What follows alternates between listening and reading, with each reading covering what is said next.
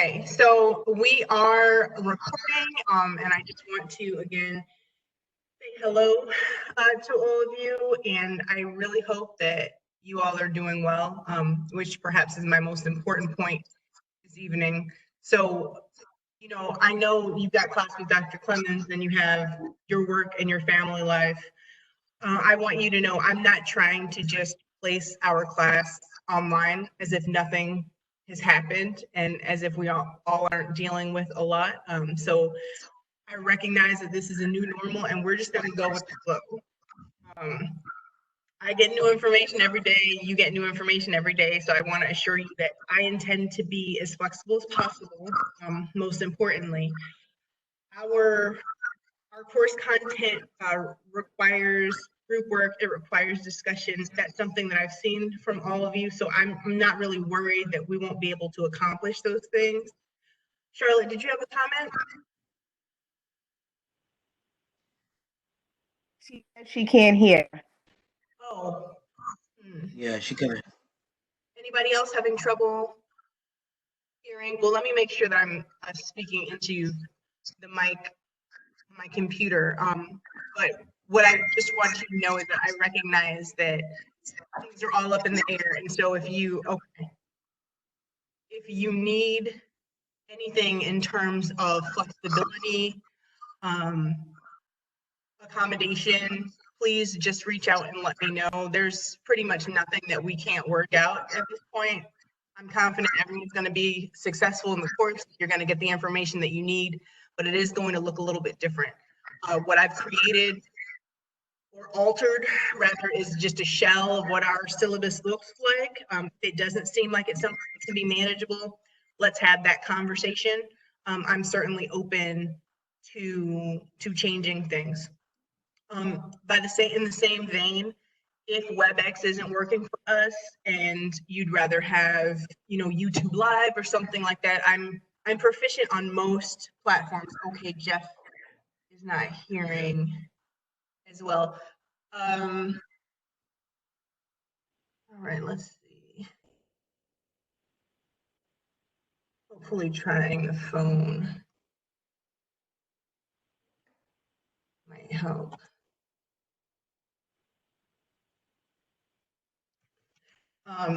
So I just want you to know that goes.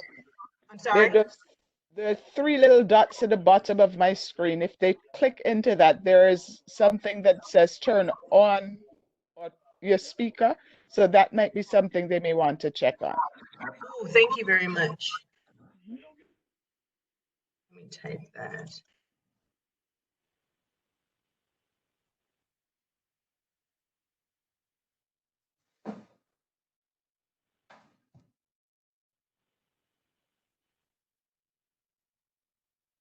Okay, so what I'm going to do is I'm going to share my screen. We will start with the syllabus. And if you have, okay. Kerwin, did you have a question though?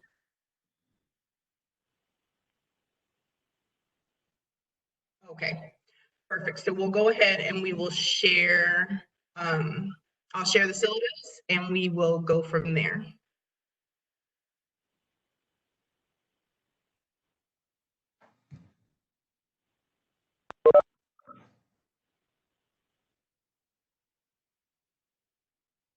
Okay.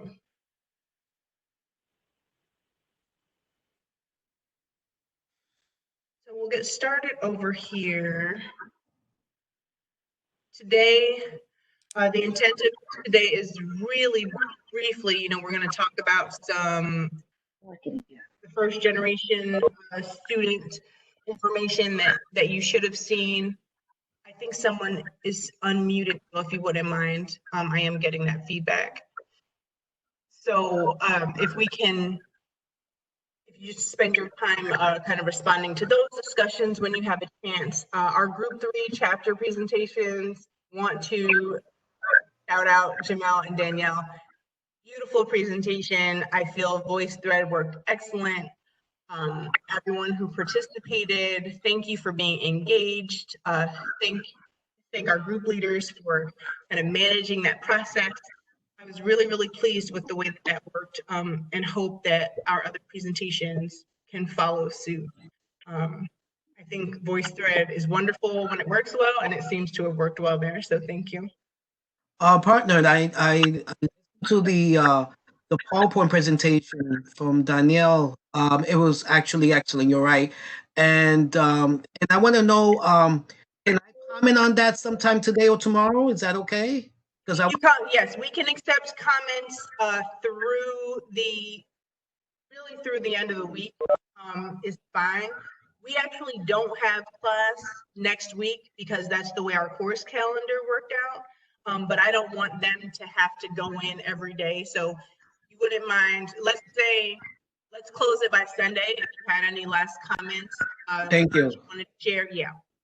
So yeah, I would like to thank Jamel and Danielle. They did a wonderful job with that presentation. I really enjoyed it in watching their power. It gave me a lot of hope that we'll be able to get through all of these presentations yet. So I was really excited about that. Thank you. If you haven't had a chance to check out the interview with Lo Johnson and I, please do that. There will be one more interview session as well with Robert Simmons and I, and we'll do the same thing. We'll just upload it there. Those will also be uploaded to YouTube Live. So moving right along, we don't have Hello. on Hi. next Monday. Hi, this is Edwin. Sorry to interrupt you. Nelson, Charlotte, Yes. should all mute themselves. Yes, please mute yourself. You don't see the little red. How are we doing? Because I actually can't see it when I'm in this mode. They're muted. Okay, perfect. Thank you. So we do not have class next week. So hopefully that'll give you a chance. If you have any questions or things like that, feel free to reach out to me. Any comments, we'll be able to take care of those things. On April 1st, we will have another synchronous class. And what this is we're just going to do these short get-togethers where we make sure everybody's on the same page. We won't be doing the presentations live just because there's too many technical issues and I don't want you all to have to worry about that. So what will happen is I'll share some information, give you time for Q&A, and then we will kind of highlight the rest of the schedule and I'll answer any questions that you might have. I'm going to introduce a case study today. I'll also have a video of that on Blackboard for you. And the case study presentations will be due Wednesday, April 1st in Blackboard, okay? So we'll make sure that that is happening. I'm also going to go over the research paper in real time, but again, I will be able to have information for that on your Blackboard as well. So never feel as if you're going to miss that information. From Wednesday, April 8th to the end of the month, we are asynchronous, so we will not be having WebEx meetings. We will have discussion boards. We will share information through VoiceThread. I will be responding in kind. Once a week, I am going to set up a Q&A session just so you can check in. And don't forget, you can always reach me on email. You can always reach out to me through WhatsApp. So don't feel like you have to wait for a specific time. If you have a question, just reach out. I'll try my best to get back to you as soon as possible. Our Wednesday, April 22nd class, we will have an in-person check-in. Again, these are very, very short.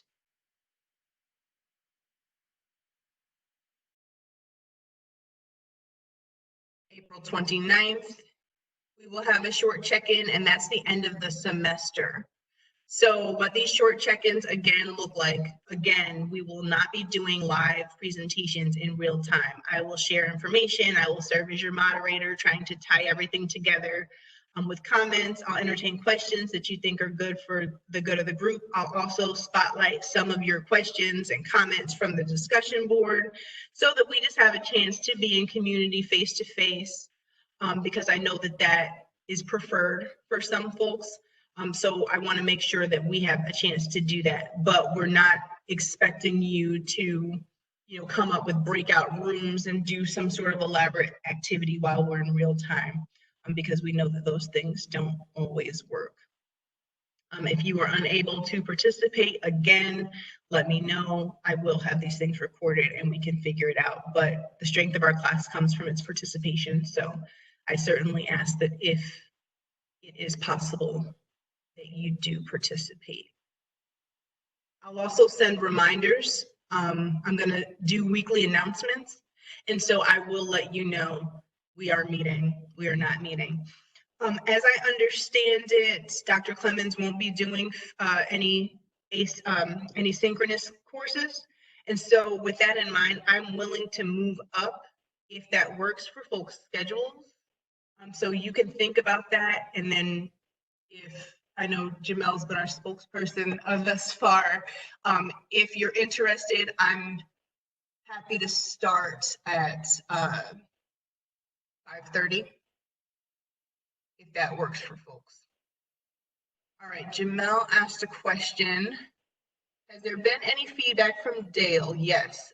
So you will be able to start at 5:30 and I am your course instructor for 5701. So that is what is happening. I'm excited about that. I'm hoping that is a hybrid course, but I'm teaching it now. And so I've been able to put it in a fully online format as well. So if we need to do that, we can do that, but we'll wait and see how that works out. But really excited to be spending another semester with you again, and hopefully we'll get to do that at least for some part of the summer face to face. All right. Our next item on my agenda here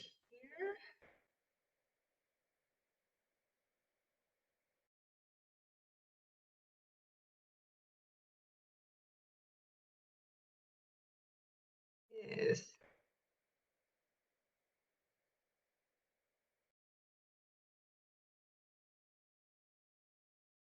big questions to things. So our group 3 and 4, our group 3, their chapter presentations, we have one more group to do their chapter presentation. And it'll be the same situation. I'm just hoping that you upload your PowerPoint, or if you're going to do a voice thread, I'll set that up for you.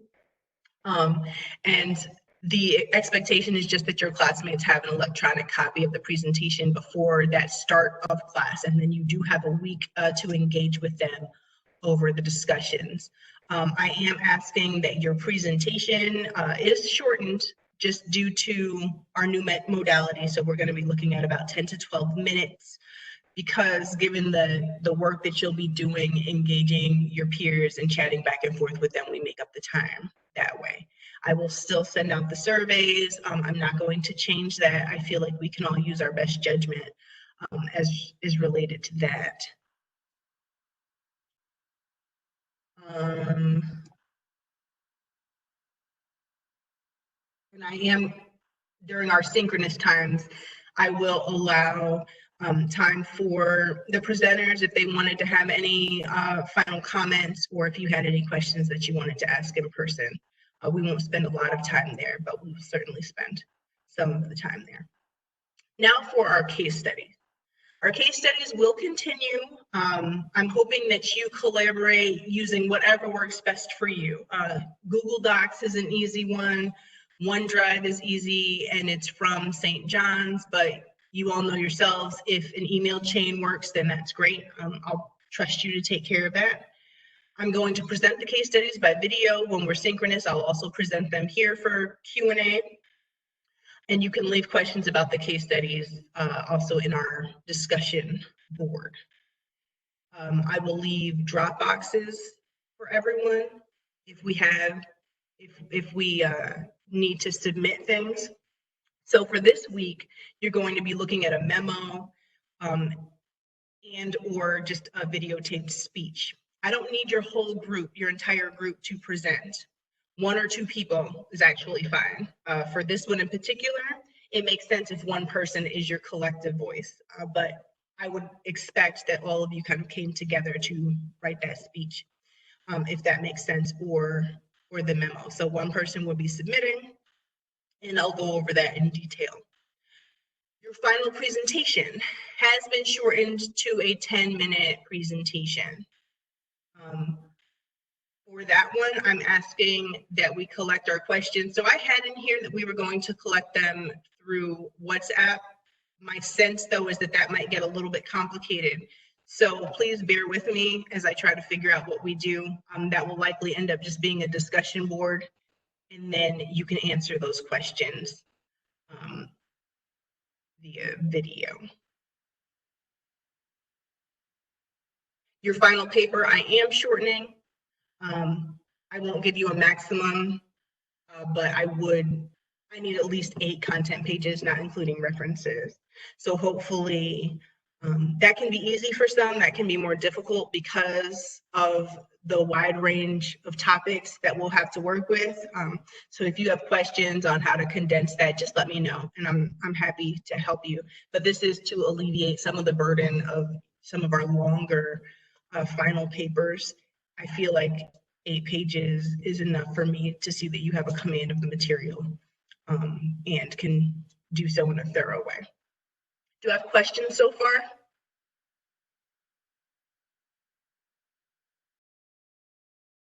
Okay. Looks like Charlotte, you're still having trouble with sound. I'll message her really quick.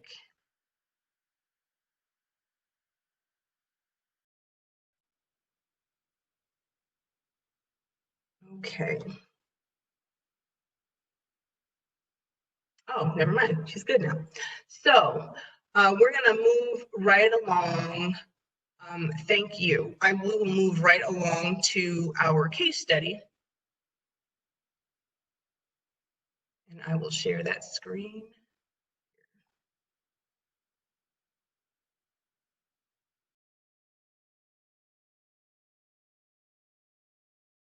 All right. So here's our case study.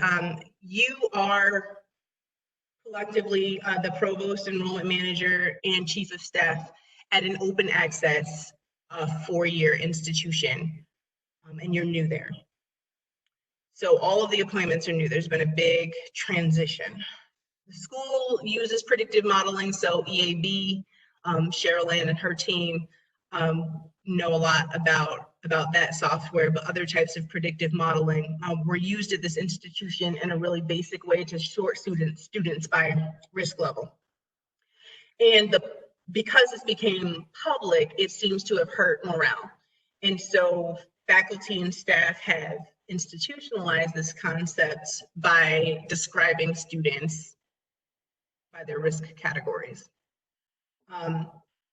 In addition to this, a media outlet reported college counseling practices within your local high school district. And so there was a matrix, and these are very real, that has your GPA and your test score. And when you look at those, then college counselors, high school counselors who are counseling toward college are able to look at this matrix and say, I should direct you towards such and such college based on this score. Because this was unveiled publicly, it's further marginalized students at your institution, and you have been called an extension of high school. This has made national news, and it's a talking point for those criticizing higher education. So what I would like you to do is craft a speech or draft a memo that you're sending to your retention and advisement teams to address these issues. And through that, you are going to offer a strategic initiative that you believe will boost morale and reinvigorate the value of the college experience. You do not have to have a memo and a speech. You do not have to have visual handouts, but you do need to have either a memo or a speech uploaded for me. if you have a memo, here is where I want no more than 2 pages of text if there is a memo, because we know how much time we have, and you wouldn't be reading a memo that lasted for more than 2 pages. The intention is that we're not going to have a ton of APA citations because this is not a research paper. It's great if it's informed by research, but because this is aimed at practitioners, we need something that's going to be very practical. What I'm hoping that you're able to do, exactly, Jamal, we're not creating a dissertation abstract here. We want to inspire your team. So think about those things that whether you're in this position now or have been, I want to make sure that you're able to inspire. Nelson, you mentioned a 5-digit code. Let me see if I can understand what you are referring to. I'm not, oh dear. I am not exactly sure.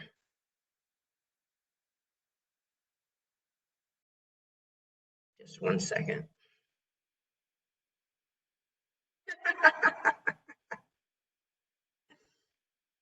Oh, this chat box is cracking me up. So let's see.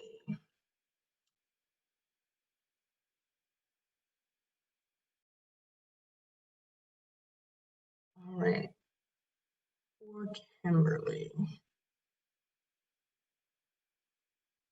Can someone, if you're in contact with Kimberly, let her know I'm sending her the link via email. I do not have a 5-digit code.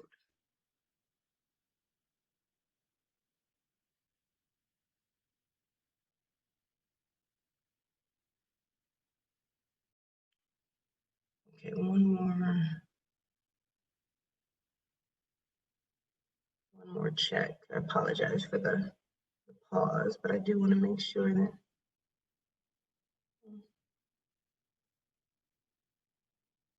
I'm not seeing one.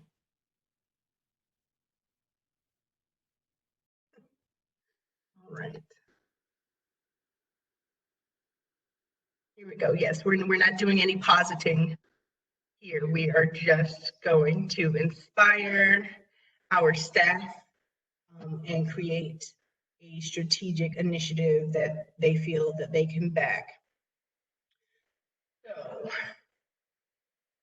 with that in mind, here are the things that I'd like you to address right here. So we want to align your stated mission and values, and these can be created, but they should exist. It should be something that you write.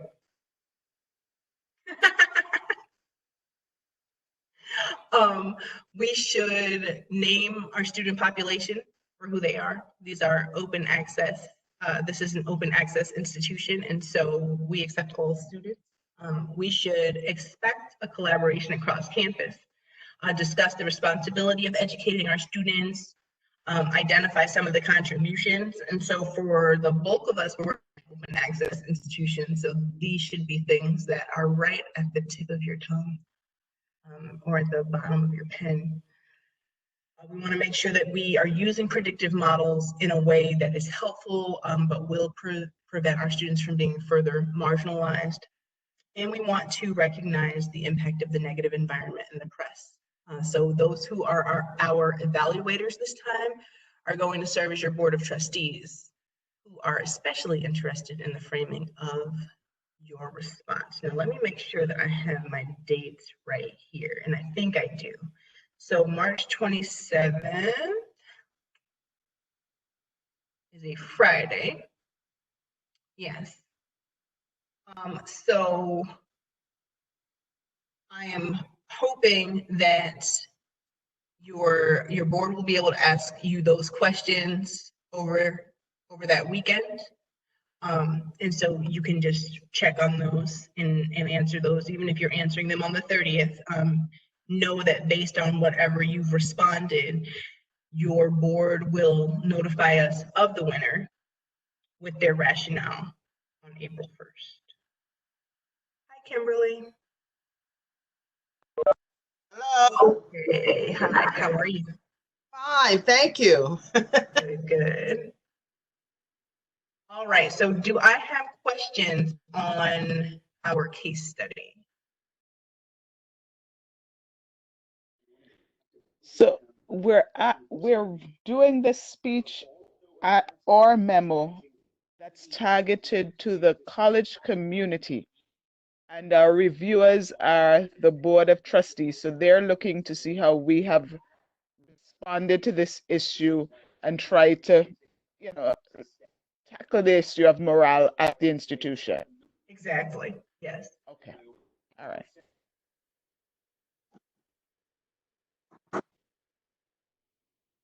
Any others? Repeat. Okay, so Cheryl Ann asked if the memo that we are writing is to the college community. And the Board of Trustees is going to be watching to see how we've responded to the situation. To which I said exactly. That's exactly right. Okay. Our evaluators, yes, are your classmates. Who is selected? I don't have that page up right now. Who's on deck to serve as our evaluators for our next case study? Do we remember? If we don't, I can put it in the announcements. Okay, it could be Danielle and Jamel. I will confirm and I'll put it in Blackboard for us. Okay. Just to be clear, are we uploading this on, we're uploading this next Wednesday? So next Wednesday, you don't have class. Right. So you need to upload it by the 27th. The 27th, okay. Which is a Friday. Okay. And then your evaluators, they're going to spend that weekend asking some questions. You'll answer the questions. So you have time. I suggest that if you all get it done, this is a group project. So your case study group, which for everyone, I believe is the same group that you're doing your group projects with, that would be the folks that you're doing this with. Again, you all don't have to be on the video. You can select someone to be that person and everyone else can ghostwrite, whatever we need to do. However, I would like one submission from each group, however you choose to do that. What I suggest is that you try to get it in a couple of days before, just so then you don't have to worry about it. And then you can get those questions, you can get those questions and deal with that as it comes without it being all in one fell swoop. Okay.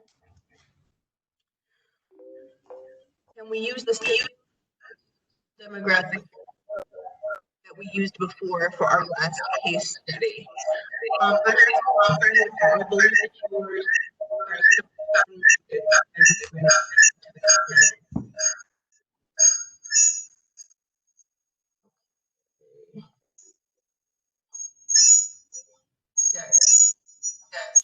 Charlotte and Jeff are unmuted. If you wouldn't mind muting for me.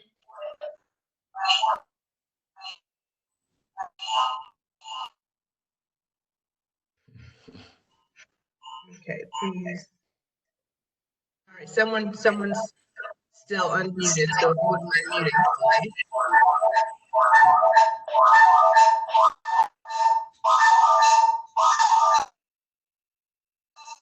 Charlotte and Jeff, you need to mute your phones. Okay.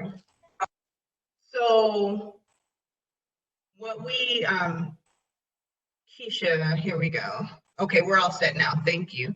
Keisha's question was, can we use the same demographic we used before for our last case study? As long as it's open access, and I believe that yours was, Keisha, then that's absolutely fine. You don't have to change those characteristics. Some of you also had a mission that already existed. You're fine to use that as well. Okay. Any other questions about that? And again, feel free to just upload a video or stick that memo in our discussion. So any comments or questions from the video from Bottom Line that we just want to share with everyone. I still have that discussion board open, but if anything had come to mind, I just wanted to take some time to cover that tonight. I just wanted to shout out HEOP. You know, she talked about her collaborations with the campuses and did say that her best collaborations with that advisor who was a HEOP student. So, you know, that's a part of the opportunity programs family. So I was warmed, very warmed. That's awesome. I heard that too. I was like, all right. I really like that they are able to have alumni come back and do that sort of work. You know, I think that there's something really powerful about that model. A lot of, go ahead, Shirley. I was going to say, in fact, a lot of advisors who work in opportunity programs are graduates of opportunity programs, because I think, you know, as first gen students, having had that very personal experience themselves in terms of people helping them through the process, they oftentimes even shift careers to take on those types of careers in advisement because they want to feel as though the work that they do is meaningful and helpful to other students. And because of the impact on them personally, they want to, you know, kind of reciprocate. So we do find a lot of our advisors are alums of the program. Mm-hmm. I think it's a really important thing. So there's one other thing I wanted to talk to you all about. Jamil mentions, a link to their site. Oh, that would be a great idea. I know she had mentioned that she doesn't work with Medgar Evers currently, but that would definitely be something that she would be interested in. And so if there's, you know, if there are pathways to that, and I don't know what that looks like, but definitely I'll make sure that you have her contact information if that's a possibility. One thing I want to acknowledge for our class in particular, I know folks are putting all of their work online remotely. And with our class, it's one of those things that's a really thin line between going into talking about all of the ways that you have had to turn your work remote to support students during this, and talking about our course content. I want to make sure that we have a space, even if it's just in the discussion board or, you know, as we share things through WhatsApp for that, if that's something that folks want. And I know sometimes you might want it and sometimes you may not. Today myself, I had to not look at my inbox for about 2 hours because I was just receiving so many emails repeating the same things with someone else's little, you know, twist on it. And I really couldn't take it anymore, if I was honest. So I want to be mindful of that. But we are retention, recruitment, and advisement. And I think that there is something to be learned about the possibilities of what we're creating now, because we've had to. And it isn't just moving our services online. It's really recreating what is possible for students who can't be on campus, for students who have had access issues prior to this, for students who are in crisis. And so I'd be remiss if I didn't honor that fact through the potential for discussions. I certainly don't want to tax you, so don't feel like you have to engage in that, but I will leave a space up because I feel like we have to just make space for it. If we don't, then when all this is over, we go back to doing the same things that we did before, and we act as if we haven't upended our entire jobs and lives in many respects to accommodate this. So, Kerwin, I had so many tabs. I was just, before you all got up, and I was like, I have to clear this up. People are gonna think that I'm just juggling everything in the world, and it's just because everyone wants to respond. We have this in student success and in student services, you have this overwhelming need that's personal and professional. And we're all a little taxed right now. So I'm wishing you, peace and making your family's health and safety and all the essentials that you need your priority. We'll work the rest of this out. I know you have your own things to deal with with work, but I just want to encourage you and let you know that. With that, I did want to just leave the last few minutes for our group 3. Jamel, Danielle, did you have any closing comments about the work that you did or anything that you wanted to leave us with? Really, really loved some of the comments that you shared as well as your colleagues shared, and I'm going to kind of elaborate on some of those in podcast as well as in the video for our next PowerPoint, but I just wanted to open up the floor for that.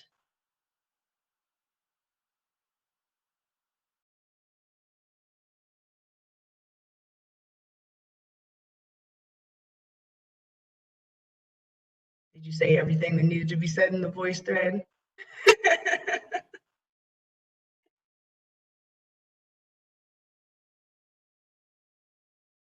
I would agree. I thought that that was really nicely done. You had mentioned it, and I believe Nicole did as well, and maybe Jeff as well when we were talking about adult learners. And it's very easy to just think that one thing is going to fit all students, but then you have situations like this where one day your job goes remote, then the DOE shuts down, and you're trying to figure out whether or not you're an essential person. There's so many things floating in the air, and someone described it as, I am not using the exact word, but they described the convergence of these different pieces of our identity all at once, and how are we supporting our students through all of that, through those identities. And so we have that on one end, but one thing I thought was important to share with everyone is, so you had Jeff who talked about the student athletes and their identity, and we have student workers who I feel are going through the same thing. So while you have folks who have all of these elements of their identity coming together, you also have students who have lost large parts of their identity on campus.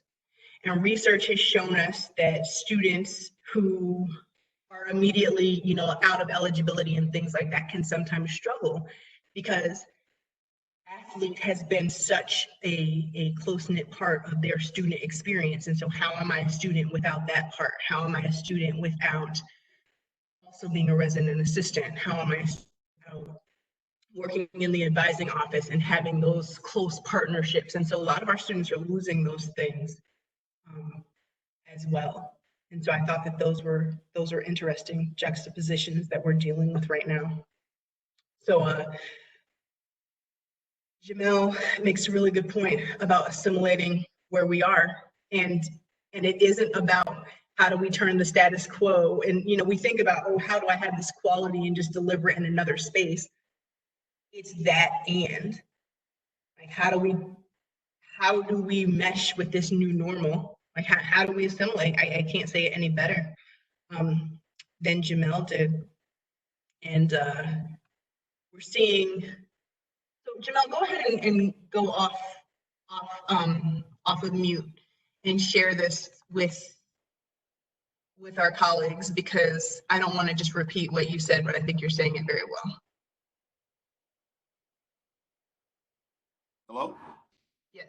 Yes. Hi. Thank you, Dr. Partha. Hi, colleagues.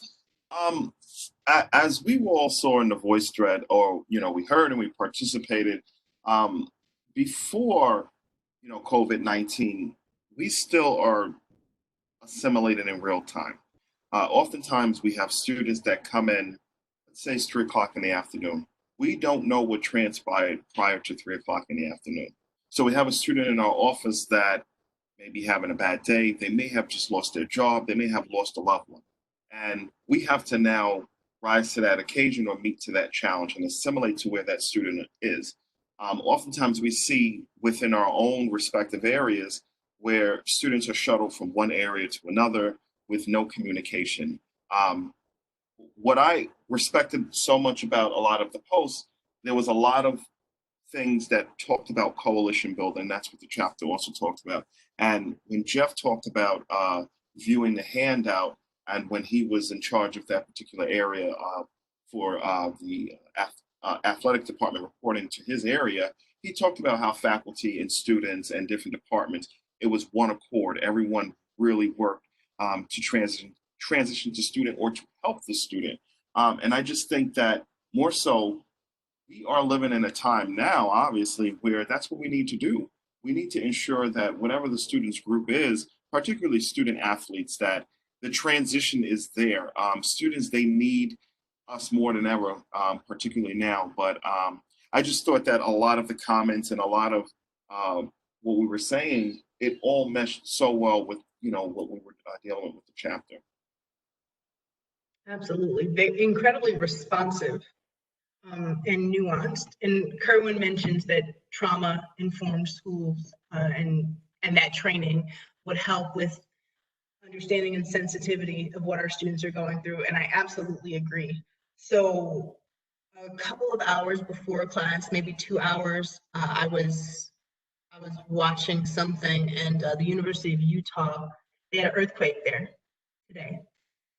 And so if you can imagine, I don't know exactly the details of what their response has been to COVID-19 out in Utah, but I know that it's impacting the nation in a variety of ways. And so then to have to deal with an earthquake and the immediacy of what happens then, these are things that we aren't prepared for, but what we can do is use our skills to be as responsive as possible and recognize those things that can't get lost. And I think that it is just checking in with our students and recognizing where they are right then. And with that, I'll end here. If you do have any questions, please let me know. Any comments, I will keep the discussion boards up. Please, please, please, the strength of our cohort and community and class is really in keeping these connections.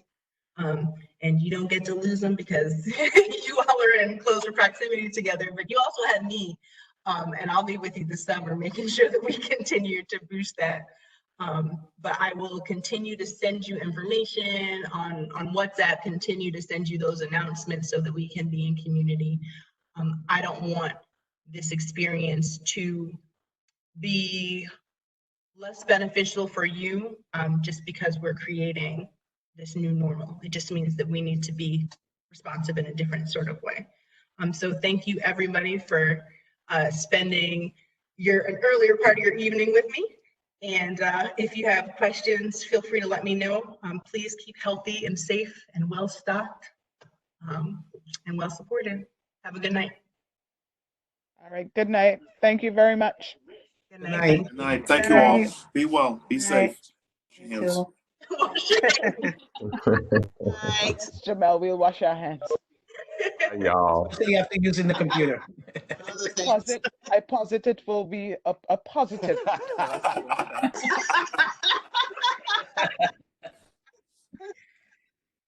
Well, I needed this laugh. We missed this. Oh, I did. Oh, and Danielle, your daughter's adorable. Yeah, I love her video. Her daughter coming by, and Yeah. you hear her singing in the back in the back scene. I love it. Even funnier. But was me and all of you, where were you? It's hysterical.